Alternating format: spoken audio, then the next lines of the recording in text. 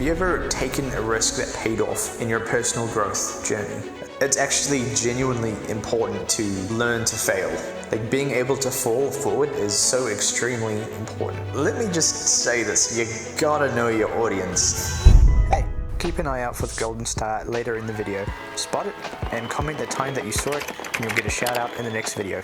Hello and welcome back to another episode. Get comfortable. I hope you're having a good day so far. Hopefully it's about to get a little bit better. And without further ado, let's dive right in. So the first question I'm going to ask is, this one's asking, what is the most meaningful conversation you've ever had with someone? Well, I think probably a really nice thing that someone has said to me before is like, just you existing there is helpful. And that's a really awesome compliment because like, it means I don't have to do anything, just like my existence helps, which made me feel pretty good, I'm not gonna lie. That was a really nice thing to say. It's like, it doesn't matter like what I say, what I do, like as long as we're just hanging out and chilling, like, yeah, that's cool. Like, I really appreciate that.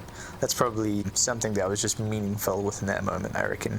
But I've definitely have had some pretty like meaningful conversations with people when you seem to have like the same type of interests, even if it's something simple, whether it's like movies or like hobbies or like gaming or like just fascinations that are very similar.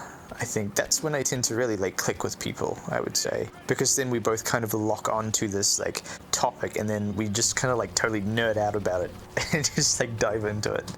I love that, man. I really do. Like, I genuinely really appreciate that kind of conversation. But yeah, but moving on to the next question. So the next question is, how do you maintain friendships when life gets busy? I mean, sometimes you just gotta throw things out there, you know? Sometimes it's like, hey, this is a thing that I would like to do. If you're keen to get in on this, well, like, feel free to join, kind of thing, because it leaves it very open-ended. There's no pressure. It's very just like, if you would like to, like, I would appreciate it, but if not, that's totally fine as well. You know, like, either way, it's kind of like a win-win in that kind of situation, I think. But yeah, it's just like leaving the door open for potential like hangouts and entertainment or whatever, just shenanigans, and I'm all about that. But yeah, it's pretty straightforward, that one, I would say. But moving on to the next question. So this one's asking, how do you usually resolve conflicts in friendship or relationships? And honestly, I'm very much the type of person that will say what's on my mind if something's bugging me, as long as like the other person is actually genuinely listening.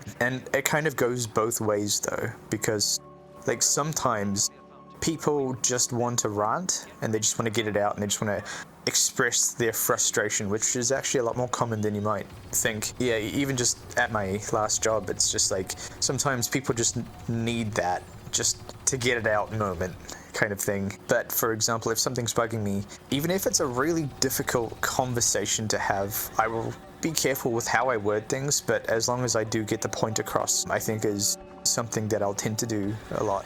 Because why lie about it, you know? Like, even if it's going to be something that's going to be very difficult to bring up, all you have to say is like, look, this is not something that I am particularly comfortable bringing up, or like, this is a bit of a sensitive topic for me, but I feel like it's important for me to bring it up anyways. Just starting off the conversation with words like that, I think really help.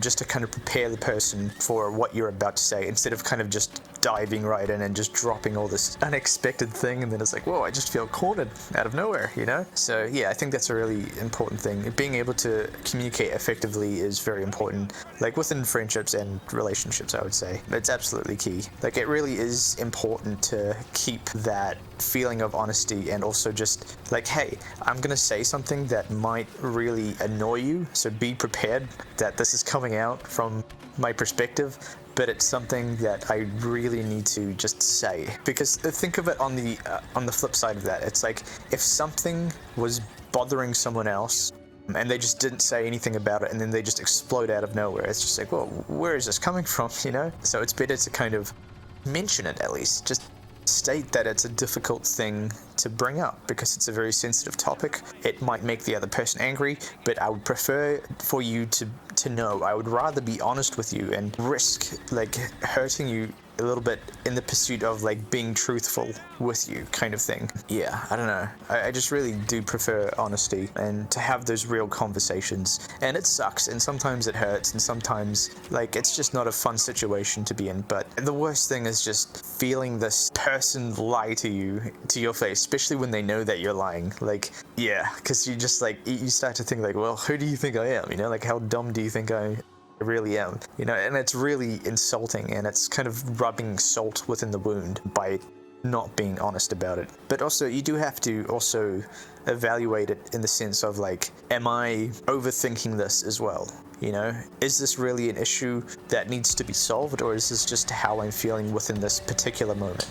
Kind of thing. So yeah, that's probably what I would have to say with that. So moving on to the next question. This next question asks, how do you balance alone time with social life? Honestly, I really do appreciate my alone time. I really do. Like, just to have that clear-headed space for me to just exist where I can think about things, or I can just, you know, be comfortable in my own environment. In terms of like a social life, like I don't really have a huge social life like what it used to be like, but I kind of almost prefer it that way just because I'm really focused on like achieving certain goals that I'm really like striving towards. And I've been in too many situations. Like, I used to go to all different kinds of parties back in the day. And don't get me wrong, like, I really enjoyed a lot of them. Like, there were some really crazy nights where it just felt like, I'm never going to forget this night. This has been such a perfect night. Like, I've just had so much fun, and this is crazy. Like, I'm living such a cool life right now, right? But there definitely have been moments where I'm just standing there, I'm just like, what am I doing here? Like, why am I here? And it feels very out of place for me. It's like, it feels like I don't belong in this environment kind of thing. And I think I felt that definitely a lot.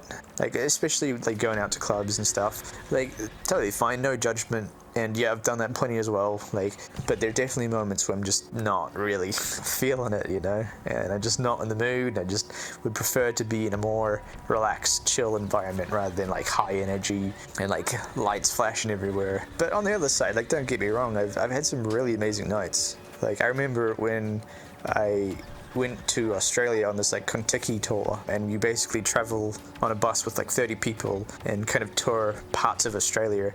Like, we were on boats, we were bar hopping. They put like a wristband on you and you can go from bar to bar to bar, and each bar that you go to you get like a free drink. So each bar that we hit would have like tequila shots, and man, it was a crazy night, man. It was really fun. The morning was pretty rough, but it was pretty fun either way.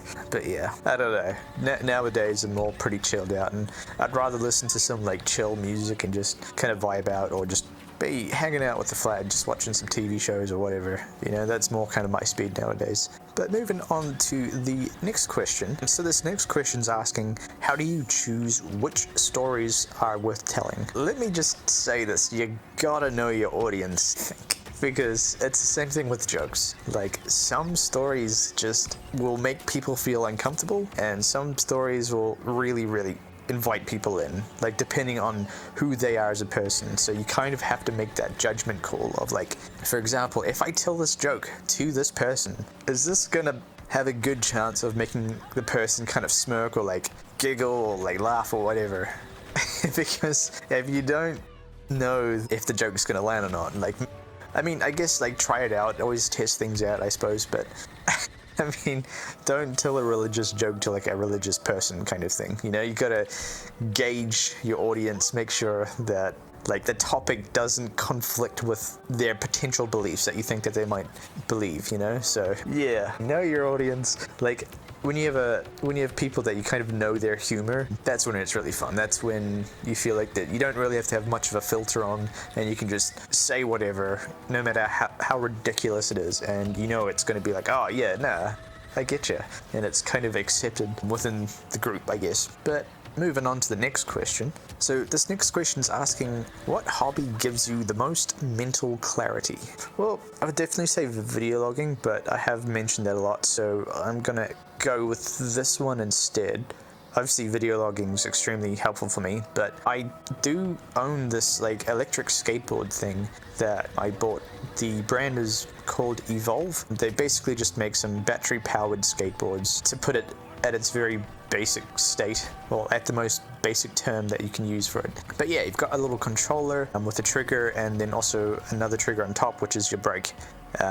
Honestly, I've had so much fun on that thing. Sometimes I will bring the skateboard, throw it into the boot of my vehicle, and we'll just go for a drive. And I'll find like a nice location, and then I'll kind of just carve around and just skate around the hills and just find some cool spots. But I also have my headphones in, so I'm listening to music while I'm skating, and I've got this fresh air and this sun shining on me. It's really just an amazing experience, I would have to say, because there's such an intense moment of feeling like you're free, you know, when you've got a good song playing and you're just feeling the carving of, like, you know, carving left and right on the board, kind of really feeling the movement. There's something about it, I don't know what it is, it just feels really good. It feels like you're surfing like a continuous wave, and it's fantastic. Like, even up hills, like, it can still manage to go up some relatively pretty steep hills, and yeah, I don't know, it's just a lot of fun. Obviously, I have bailed and fell off quite a handful of times, but it hasn't really stopped me. Like, I literally dislocated my shoulder once because I was just skating on the curbside, and I went onto the grass because there was a bin. I think it was bin day, and people had their bins out. So I skated onto the grass to kind of go up into the driveway so I could avoid the bin. And there was this really grassy patch, which I didn't realize was very sunken in. Like, when my wheel went over it, it just kind of sunk into this grassy spot, and then the driveway was much more elevated higher than that section. And yeah, I pretty much went flying, man. And yeah, I saw people like driving past as well, like like making like that face, like, oh man, that's rough. I absolutely caked it. It was pretty rough. And yeah, I was in so much pain, man, but I just ended up skating, and I literally continued to skate. I went around the block, I went to the beach, and I was like, man, my arm's really sore. I just didn't really think much of it. It was sore, but I thought it was fine, until I remember a couple of days later. Yeah, that's right, you heard that right. A couple of days later, I remember waking up in the morning, and I felt this, like, I rolled over and I felt this really big pop in my shoulder, like inside my muscles or my bones or whatever, and I just felt this huge relief of just no more pain. So I assume I'm pretty sure that was dislocated. I'm not too sure. I didn't get it checked out. I didn't go to the doctors or whatever, but I felt this big pop, and I felt a huge relief of like no more pain in my shoulder, and then I was good. So yeah, that was a fun experience. It wasn't that bad, to be honest. Like, yeah, it was sore, but it wasn't like crazy sore. It only hurt when I like lifted my arm up, which I couldn't really do, which now that I think about it, that's pretty bad, but whatever, it is what it is. But yeah, that's a little side tangent rant of a story for you. But moving on to the next question. Yeah, okay, I've got one for you. This one is asking, have you ever experimented with a breakthrough in productivity that changed your workflow? 100%. I'm going to nerd out just for a moment, so bear with me. So I have this new editing technique that I've been using where I've rearranged the shortcut keys. So you press a button and it does something instead of having to use your mouse to move your mouse over a icon and then click. Instead of doing that, you just hit a shortcut hotkey on the keyboard and it just does the thing. But I've rearranged it, I should say.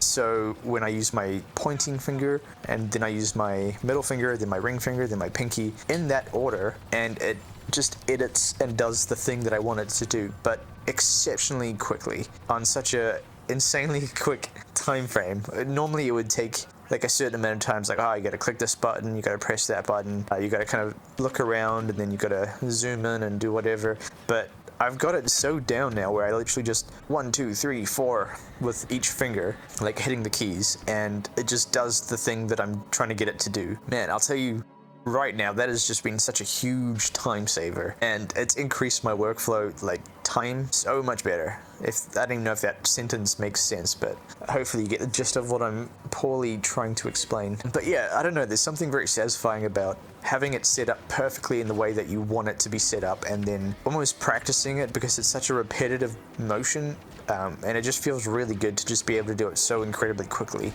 rather than how I was doing it previously. So yeah, the work speed and the workflow has just increased so much, and it's been awesome, man. I've been having fun with that. But moving on to the next question. So the next question is asking, how do you manage mental clutter or brain fog? I guess you'll probably know if you've been following me over the last couple of videos. I've started using this new thing called lion's mane. It's technically a mushroom, but they sell it at the pharmacy in capsules. And basically what it does, it helps with brain fog and cognitive function and also focus. I think it gives you a little bit of energy and it lifts your mood as well. Yeah, I'm about 1.5 weeks with using lion's mane, and I tell you what, I have noticed such a huge difference in my mood, my productivity, my focus, much less brain fog. It just, yeah, it ticks so many boxes for me, but it's still relatively new, so I don't know if it's gonna slowly lose its effectiveness over time. Hopefully not, but for now I'm just kind of enjoying how it's providing these wonderful benefits for me at the moment. So yeah, but also another good way to do it is just to exercise. Get the blood pumping, get the old blood pumping. Nothing wrong with that. It definitely makes you feel more alert, more aware of things. It makes you feel alive. It's good for you, it's healthy. And honestly, it makes you feel really good afterwards. There's scientifically proven thing of like, I think it's either serotonin or like dopamine that just floods your brain after exercise, so you genuinely feel much better after doing it. Maybe not the first couple of times, but after a while your body adapts and just starts flooding your brain with, I think it's dopamine or serotonin, one of those two, I don't know. The feel-good stuff, whatever it is. But yeah, it's a nice little trick to kind of get you to wake up properly and start the day right. But moving on to the next question. This next question is asking, do you prefer structured routines or more flexible schedules? I am very much a creature of habit, and I do enjoy my routines very much, I would have to say. Like, I've really tried to craft my mornings so carefully that I don't want to change it. It's kind of perfect, to be honest, for me personally. In terms of like a flexible routine, I guess there is some flexibility with my like schedule, but I must do the morning routine first, otherwise everything's out of whack, and I don't get as much out of the day as much as what I would hope to if I don't do that first morning routine, just to wake me up. And it's very simple. Make breakfast, put on the kettle, make some coffee, watch a TV show while eating breakfast and drinking coffee, get that caffeine going. After the TV show or a couple of episodes or whatever, I will dive straight into doing some burpees to get the blood pumping, and the blood pumping to my brain specifically. Sometimes I will hop onto the drum kit afterwards, after like doing the dishes or something. I will hop onto the drum kit and go through some of the routines that I go through with the routines that I've made, just to kind of help me practice and improve on certain things, just because it's fun and I want to be able to do like cool things on the drum. Yeah, that tends to work really well for how I wake up in the morning. I don't play drums every day, but I do play pretty often. But it's just like an electric drum kit, so it's nothing fancy in terms of like making really loud noises. But I mean, you can just put it through a speaker and just turn the volume up, which does make it loud, which I do sometimes play pretty loud. But never had any complaints. Our neighbors are pretty happy with us. Yeah, I don't even think they can hear it, to be honest. I think if it was real drums, then that might be a different story. But yeah, the amazing thing I think is you can just turn the volume down if it is too loud. But I mean, I've had this thing for probably over 10 years now, and it's still fun, man. Like, I use that thing all the time. Actually, I did have one complaint in one of my previous flats, but that's because we were directly underneath the other person's room, so that's fair enough. Very understandable. But we never really played much in that flat anyway, so it is what it is. But moving on to the next question. So this next question is asking, how do you reward yourself for hitting milestones? Milestones. I got to say that correctly. It's definitely changed over time, for sure. Like, I used to normally kind of tell the flat if something good's going on, and I'm just going to say, look, I'm going to be celebrating tonight. You guys are more than welcome to join, but I'm going to be drinking tonight. And I will have to say, in terms of like alcoholic beverages, I don't really drink like pretty much at all nowadays, so it is kind of nice to be able to celebrate on the occasion. Yeah, some of the things that I really like. I'm a little bit of a like, I really like the simple, almost more girly-ish drinks when it comes to alcohol, and I'm not even ashamed. I don't care. It's good, man. It tastes awesome. Like Canterbury cream, it literally just tastes like a milkshake to me, and it kind of makes you feel pretty loose. So yeah, but again, I do think it's more of like a special occasion kind of thing, or on like Christmas, you know, I'll have a beer or two or a couple depending on how I'm feeling. But I think after too long, if I'm like drinking too much, then it's very short-lived, you know, like you're very happy for like an hour or 2 hours or whatever, or maybe a couple of hours or whatever, and then you get this massive headache, which really sucks. So I don't know, I enjoy it, but you know, it comes with a cost, I suppose. Another way to kind of reward yourself is to go out and just buy some nice food that you don't normally get. Maybe you don't allow yourself to have certain types of food. For example, like I'm trying to watch my weight. I've been really good with that. We've lost a ton of weight, which is awesome. But you know, if I'm really just celebrating, I'll go out and I'll get something like katsubi. It's like that teriyaki chicken on rice, and you can put whatever sauce, so you can get salad with it. I think there's a place called Steve Kebabs or something. I probably butchered that name. Something kebabs. Oh no, Kevin Kebabs. Steve Kebabs. Yeah, Kevin's Kebabs is really good. It's the one that I get is pretty unhealthy, but it's basically just like chips with like shredded meat, like multiple different types of meat. And then they just basically put like barbecue sauce, or you choose what sauce you want, but I like to have barbecue sauce, a bit of aioli sauce, and some sweet chili sauce. Let me tell you, it is so filling and it's so delicious. I'm just getting hungry just thinking of it right now. Another one is sushi. A big fan of sushi. Really, really enjoy sushi. Like I remember with my previous job, on my lunch breaks, I would go to this sushi place that was not too far away.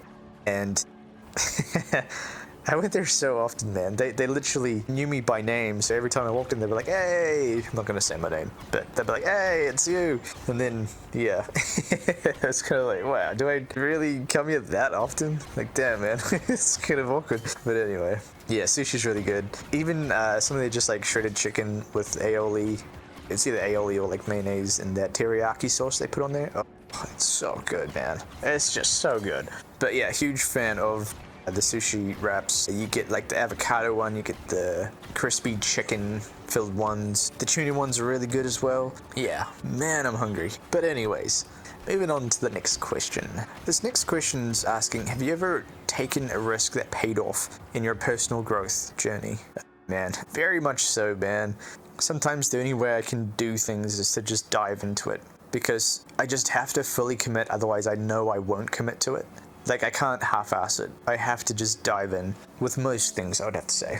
Like, when I find a new topic or a new thing that I'm into, you won't hear from me for like a week. Like, I am just stuck in this spiral of just obsession, and I need to know all the things that I can know about it. You know, I don't know why, it's just kind of the way I am, I guess. But once I latch on, I'm like locked in, man. Yeah, there's a couple of different things that I've kind of risked. I think even just like doing what I'm doing now is technically like a risk, because it's not a very well-known path within like my family history, you know? Even with like my financial things, like, yeah, I take risks sometimes. I take calculated risks, let me put it that way. Like, I like to do the research, I like to make sure the company's good, and then I invest in them. I've done that with some really, really high-risk stocks, because that's where you can potentially make the most money. So yeah, I mean, that money could disappear tomorrow. 100%, there's always a risk of that. Do I think that's going to happen? No, I don't. I've been so obsessed with this, and I've done so much insane research, like a madman with this kind of thing. Like, I'm extremely confident that I'm going to be fine, like, no matter what happens, you know? There are some definitely high-risk ones that could definitely disappear tomorrow that I have, but they've been profitable so far, so I can't really complain. But yeah, I don't know what it is. It always seems to be like all or nothing, 0 or 100. Those are the options. I'm not very good at just dipping my toe into the water, and I know that's probably a good thing to do, to like dip your toe in instead of just diving into something. I guess sometimes I do that, but most of the time, once I'm kind of down the rabbit hole, it's already too late, I would have to say. But yeah, I think without taking risks, you don't really get too much of reward without taking big risks. I think sometimes the bigger the risk, sometimes bigger the reward, but also the higher risk it is. You know, like, don't be silly about it. Try to do your research, take calculated risks, put the odds in your favor by doing the research, you know? And I don't necessarily think it's bad to not risk, but I think you just get, well, let me say this, you kind of miss out on certain things from what I've found if you don't just take certain risks in life. You can't really avoid it for forever. It's actually genuinely important to learn to fail. Like, being able to fall forward is so extremely important, I would say. And I get it, man. Like, I used to very much be that type of person who would be terrified of failure. But as long as you're trying to soak in the lesson, why did this happen? I mean, sometimes it feels like there wasn't a lesson and that you just suffered for no reason. I've definitely been through that too. But normally when you go looking for the life lesson, it's normally somewhere in there. But you really have to be a sponge and just try to go looking for it to really soak in that information. But anyways, moving on to the next question. Yeah, I like this one. So this next question's asking, if you could know the answer to one ultimate question about existence, what would it be? Well, I'm just really curious on like how things came to be. Like, there's definitely theories. Maybe there's evidence.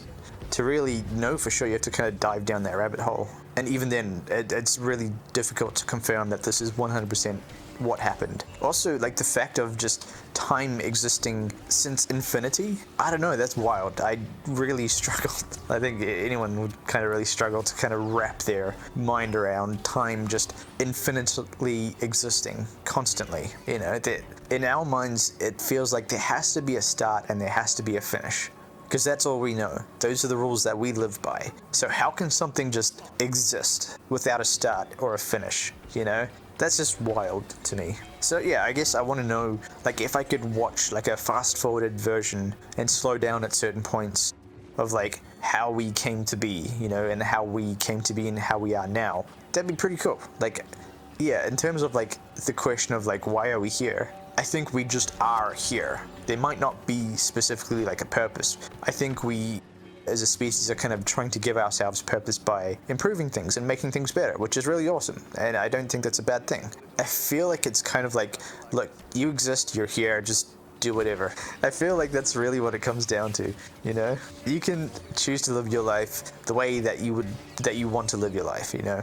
You really can, but there's this thing called money that really complicates things, unfortunately. If you want the cool things, you need the money. If you want to be able to survive better, if you want to have a higher quality of life, then yeah, that's the big problem, I think. But in theory, technically, there's nothing stopping you from living in the mountains or whatever. That is your choice. But anyways, moving on to the next question.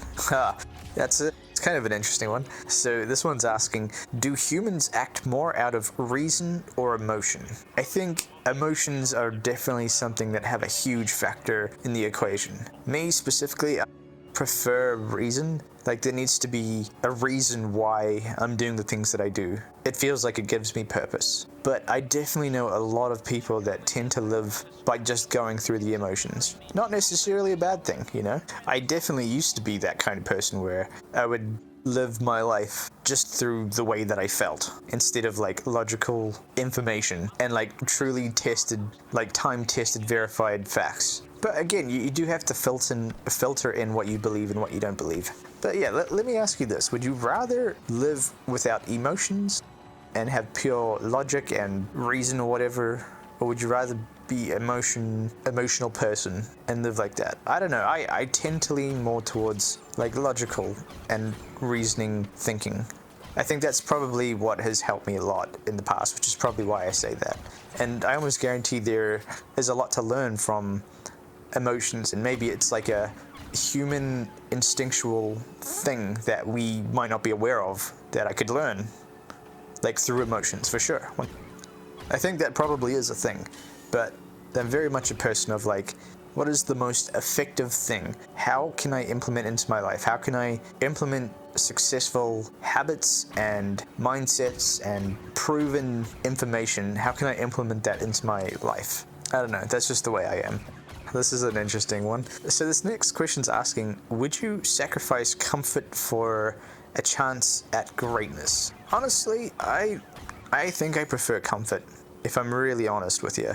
There's definitely a part of me that would like to achieve greatness for sure. And I think I've already done some pretty great things in my life already. But I think in terms of like trying to be great, it's so incredibly difficult to just constantly have this persistence and almost run yourself ragged because of it. And yeah, I think there's a time and place for discipline and motivation and striving towards something. But I feel like there just needs to be a payoff, you know? Like, I wouldn't be able to live my life just constantly, continuously not resting and just running my body just absolutely ragged to like the furthest limitations that I can push myself because I want to be great or whatever it may be.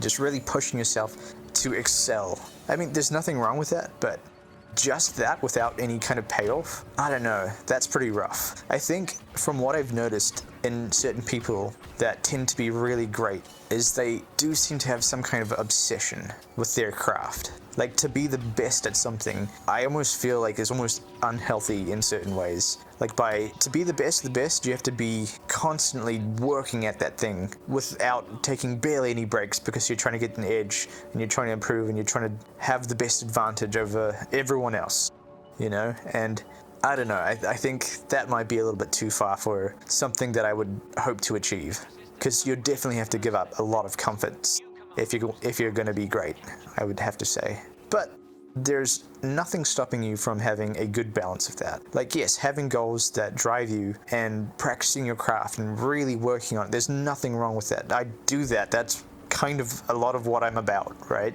But not to the point where the quality of my life starts to lower. I'm not gonna exchange it for that, if that makes sense. I think I kind of nailed the point I was trying to make with that last part. So yeah, I guess we'll probably just leave it at that, and we'll go on to the next question. Okay, this is a pretty wild one. So this question's asking, if you could live forever, would you want to? Why or why not? Man, it does kind of tickle my interest a little bit, and I'll tell you why. Just because of the beliefs that I have and how I see myself in this world. Like, I'm not really a religious person at all. I kind of used to be growing up, but not so much. Like, I don't really believe in anything specifically. So what I mean by that when I say that is, like, after death, I think it's just lights off. You know, like, I don't think there's anything after that. I don't know if it's just eternal TV static. I don't know, you know? But that's what I assume it probably is going to be. It's just going to be lights out, nothingness. That's it. So I guess in a way I kind of think, like, if this is my only shot that I've got at life, and I'm assuming that I probably wouldn't age in this scenario. See, it's difficult to answer this because, like, well, I guess you wouldn't be invincible. You just would have the ability to live forever if you choose to. You know, like, if things get too hectic, like, not to make things too dark, but, you know, it would be nice to know that there's a way out, if worst comes to worst, right? So we're going to assume that you're not invincible, and there is a way to have that as a thing, right? If those are the circumstances, then yeah, I'd probably want that, I think. Just considering the circumstances and the rules of the nature of that question, then yeah. Might be kind of cool, because the way that I'm going, if I just keep going, I would literally be like a billionaire. Like, literally. Like, I've learned the things that I've needed to learn, and I know how to increase my money over time. So eventually, over a very long period of time, I think I would just be absolutely rolling in it, and I could do whatever I want without even worrying. I could have fun, I could help people out, I could help my family out, well, I guess you'd probably have to live through watching them not live forever. I assume that also would probably be the rules of that situation. Man, that would really suck. I don't want to think about that, to be honest. Yeah, but I mean, it is an important factor in terms of the rules of the nature of the question, I suppose, so yeah. But I guess life just does go on, I suppose, like, once you manage to get over that. But that's the thing, it's a very interesting question, because what if you become so, like, scarred from life that you just don't want to do it anymore, you know? Like, maybe there's too many bad things that happen that just leave you feeling more miserable than happy. So, I don't know, man, I'm actually really wrestling with this question, but I'm trying to take it seriously, like, a legitimate question of, like, would you want to live forever? I think I would probably want to live as long as I could until it got really bad. If it got really bad. If it didn't get really bad, then I'll probably just keep going, you know? Yeah, man, there's so many things to, like, consider within that question, so that's a bit of a difficult one, but I think I definitely am leaning more towards yes, as long as there's definitely a way out if things just become so incredibly awful and just not worth it anymore, you know? because you would be living through every single war, every single negative thing, but also every single positive thing as well, like from here on out. So it depends where the scales kind of lean towards. If it gets to a point where it's just too much, then yeah, it would be nice to have a way out, I suppose. But I think if the rules were more on the terms of like, no, you are immortal and you just can't die, then nah. I probably would not want that at all. That is a very big determining factor of like whether I accept that and want to do that or not. Because I mean, I don't know if you guys have like seen X-Men and like Wolverine, like you'd probably get it. You know, like, why do you think he's always at the bar, like drinking? Because he's been through some stuff, man. He's been through like wars, he's been through like what is supposed to kill you countless times, you know, and I feel like that would really kind of get to you. So depends on the factors that we're talking about, I guess, and like the rules. But anyway, that was a pretty interesting question. This is a pretty good question, and I think I might have a good answer for this one actually. Alright, hear me out. So this question's asking, is happiness a choice or consequence of circumstances? And I'll tell you why that's an interesting one for me, because I'm literally on medication because I've struggled with like my brain chemistry. It would make me very emotional and I'd feel very dramatic like all the time, and there was just nothing that I could seem to do to stop this crazy roller coaster of a ride, right? So for me, it was more of a chemical imbalance within my brain. So I don't necessarily think it is a choice. Just with that information, I don't think it necessarily is a choice. There definitely are things that you can do to help improve happiness, for sure, 100%.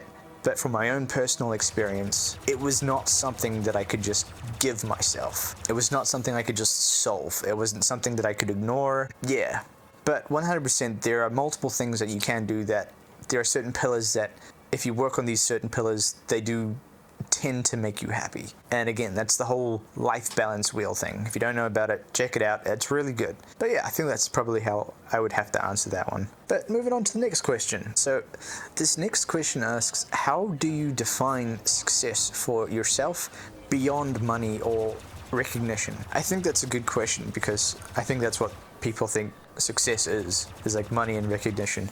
But for me, what I've learned from my own perspective, my own personal experience, I think success is being free, not being stuck in a cage. I think if you're able to live your life where you're not barely scraping by all the time, I think you're gonna be alright. I think success is having, to me, it's having good friends surrounding you. I think it's having good family, good people, and no obligations to anything.